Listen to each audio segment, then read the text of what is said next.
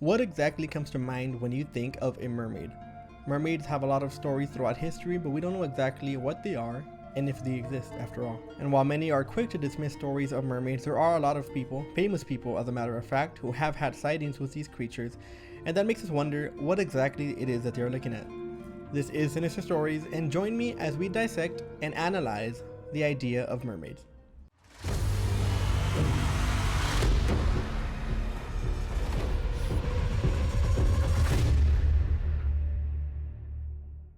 So the oldest known mermaid story seems to come from Assyria in the year 1000 BC. Now the main character of this story is the goddess Atargatis. Now Atargatis was very beautiful and she happened to fall in love with a human.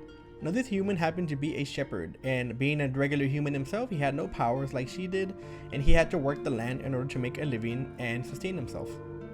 The love story between this human and this goddess was unfortunately not to last, since she killed him unintentionally one day. Being angry and disgusted by herself, she decided to jump into a lake where she took the form of a fish. But even then, even in this fish state, she was still not able to hide her beauty from the world or anybody who saw her. There is also a story of a mermaid appearing in the Netherlands in the late 1400s. Apparently she appeared on a beach and they decided to dress her in women's clothing and give her a tour around town. Despite her looking like a human with certain clothing, she was unable to talk or learn language, so they decided to take her back to the ocean where she belonged. Now, while there are early stories of mermaids, people think that the Western idea of the mermaid came from a darker place. And this place is probably Greek mythology with the case of Sirens. While most of the mermaids we talked about before tended to just sit around and not do much, these actually tried to kill humans. Now, Sirens are very similar to mermaids, but instead of being half human, half fish, they are half bird, half fish. These sirens would often have beaks and feathers alongside a long scaly tail, but these weren't as nice as mermaids. Unlike the creatures we depicted beforehand, these tended to be a lot more evil and sinister in their intentions. These sirens had the ability to sing seductively. Any seaman that would hear it would be lured to them. Pirates back in the old day were so scared of these sirens that a lot of them would tie themselves down if they thought they heard any kind of singing. A lot of the time these pirates would spend months or even years on ships, and spending this much time in the water might drive them a bit crazy, and they might hear things that aren't actually there, which might lead to their paranoia. Now, stories differentiate on what exactly the sirens did when these men were lured, but there are stories of these sirens eating the men or just outright killing them. Now, people think that the idea of Western mermaids came from Greek mythology, but there are also other cases, in Rome for example, of mermaid-like creatures being spotted. Pliny the Elder, who was an author during the Roman times, actually describes some creatures called Nereids. Nereids were pretty much mermaids, except instead of being half human, half fish, they were half humanoid, half fish, meaning that the top side of their body was human-like, but it still had scales on them. Pliny would also speak of mermen who would jump on top of ships and sink them just by sitting on them. According to the author, the mermen who would sit on the side of the boat would have that side sink almost instantly, and if they were to stay on that side of the ship, the boat would eventually flip over upside down. Now, besides this being folklore, there were a lot of supposed sightings back in the day. During the 16th century, Olaus Magnus, who was a famous writer and he made maps for the general area of the ocean, would oftentimes map different monsters on his map to see where he found them, and that way give us some kind of leeway to sailors or other people who rode on ships who wanted to avoid these said monsters. And on several parts of his map, he actually put mermaids, and he said that he actually found these creatures in the water, and he considered them bad luck to see or especially snag in your net or your fishing line.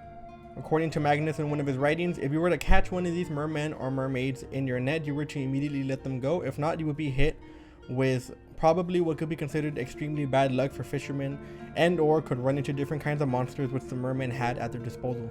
While there were mixed notions of these mer people, whether they were good or bad, a lot of the times, or most of the times actually, it was considered better to just avoid them altogether since they were considered bad luck. Now, the age of discovery exploded with mermaid sightings. A lot of these people who would sail on ships to try to find new lands would often see these creatures out in the open. The famous John Smith from Pocahontas actually caught a sighting of a mermaid in 1614, and he quoted, "Her long green hair imparted to her an original character that was by no means unattractive." Now, apparently John Smith saw this sighting by the edge of Newfoundland. Now, in this alleged encounter by John Smith, this mermaid was actually attractive. If we go early a few years, we actually have an alleged sighting from Christopher Columbus in the year 1493. Now, according to Christopher Columbus's diary, he actually saw this in what is now the Dominican Republic, and he quotes, "The day before, when the admiral was going to Rio de Lauro, He said he saw 3 mermaids who came quite high out of the water, but were not as pretty as they were depicted. For somehow on the face, they looked like men. Now in Christopher Columbus' story, most people believe that he actually saw a manatee, and these manatees tended to fool a lot of sailors and pirates in the ocean, since especially being in the water that long can actually drive someone to see things that might not seem exactly as they are. Now, what has a lot of people wondering about John Smith and his alleged sighting is that manatees don't tend to go that north, so people don't exactly know what it is he saw. People claim he might have seen an animal that nobody has ever seen before, or maybe actually saw something mysterious. Now, even though there are a lot of mermaid sightings in the past, through history, and especially from sailors, there are a lot that are happening in our current time. There was actually a recent sighting in the Israeli town of Kiryat Yam, and I'm sorry if I mispronounced that, I think I'm butchering the name. But apparently there was a man who saw a mermaid on the beach. The man was later interviewed and he was quoted saying, "I was with my friends when suddenly we saw a woman laying in the sand in a weird way.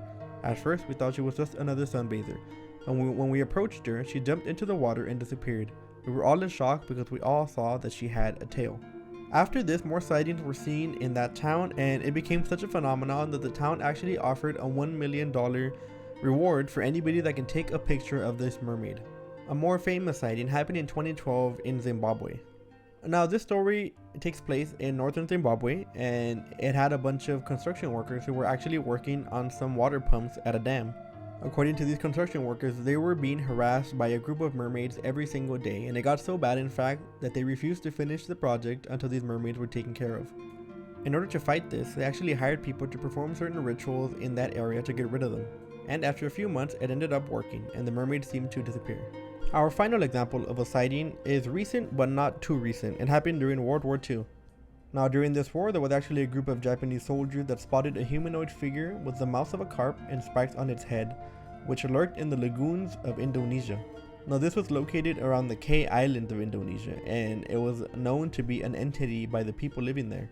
Whenever the Japanese soldiers went up to the local people and told them about what they saw, they were not surprised, but instead they referred to it as orang-ikan, which it translates to human fish. Now apparently the locals have seen this entity so much that they are no longer surprised by it and think of it as part of nature.